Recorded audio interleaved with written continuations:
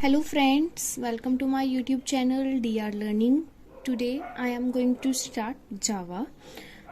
किसी भी लैंग्वेज को सीखने के लिए उसका थोड़ा बहुत हमें इंट्रोडक्टरी पार्ट आता होना चाहिए, लाइक डेवलप किसने किया, कहाँ पे डेवलप हुई और कब डेवलप हुई।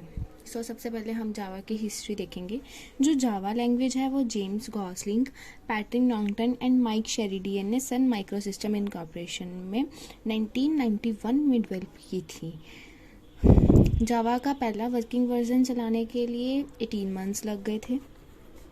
It took 18 months to start its first working version. अब जो जावा लैंग्वेज है इसको इनिशियली हम ऑक कहते थे, बट देन इसको हमने जावा नेम दे दिया इन 1995।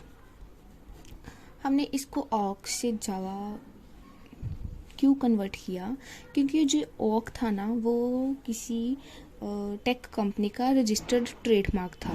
It is a registered trademark of another tech company.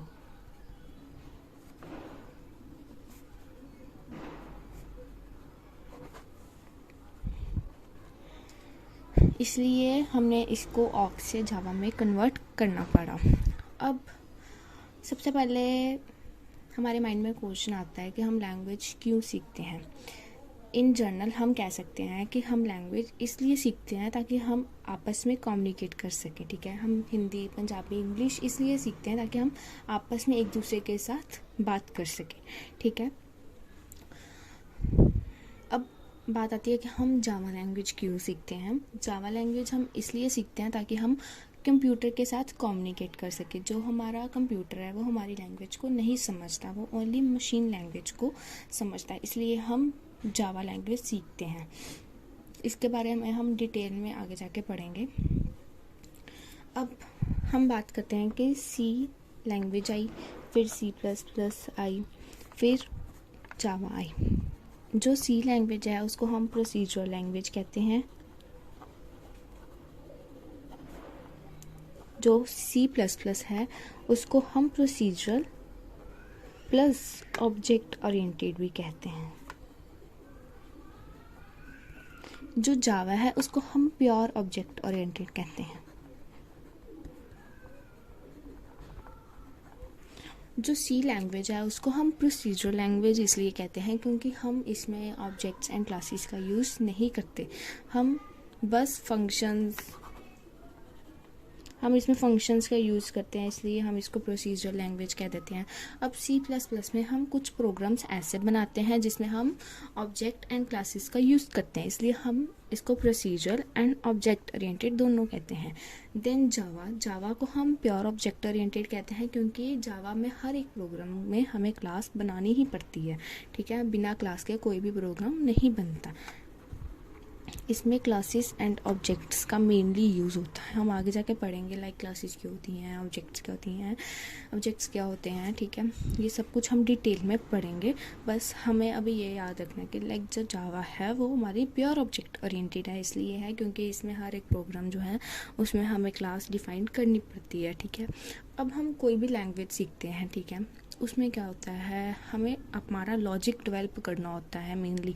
अगर हमारा लॉजिक डेवलप हो गया तो हम कोई भी लैंग्वेज ईजिली सीख सकते हैं। ठीक है, जैसे अब कई लोग होंगे जिन्हें C या C++ नहीं आती होंगी, तो वो ये ना सोचे कि हम जावा नहीं सीख सकते हैं, ईज़िली सीख सकते हैं। ठीक है, मैं इस तरह से समझाऊंगी कि आपको अगर C++ नहीं भी आती तो आप जावा सीख सकते हैं। ठीक है, हर एक लैंग्वेज में क्या होता है, सिंटेक्स में ही थोड़ा बहुत डिफरेंस होता है, बाकी जो लॉजिक होता है वो सेम रहता है। ठीक है, अब हम सोचते हैं कि हमारी जो कोडिंग हम जो सीखते हैं, हम लैंग्वेज सीखते हैं, वो कहाँ पे यूज़ आएगी।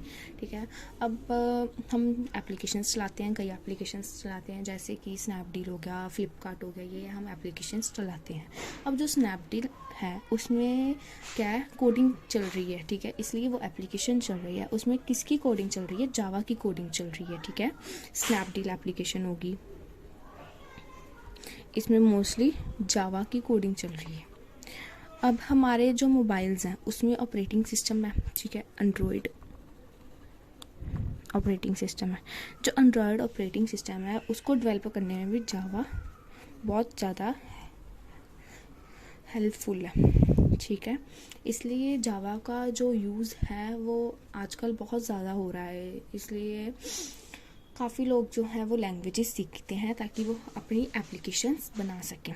ये आज का हमारा हो गया इंट्रोडक्टरी पार्ट, जिसमें हमने सीखा हिस्ट्री, फिर हमने सीखा कि जो सी है, C++ है, जावा है, उनको क्या क्या कहते हैं, फिर यूजेस ऑफ जावा लैंग्वेज कि हम कहाँ कहाँ पे जो जावा लैंग्वेज है वो यहाँ उसका यूज़ कर रहे हैं, हम कोडिंग का यूज़ कर रहे हैं जावा की।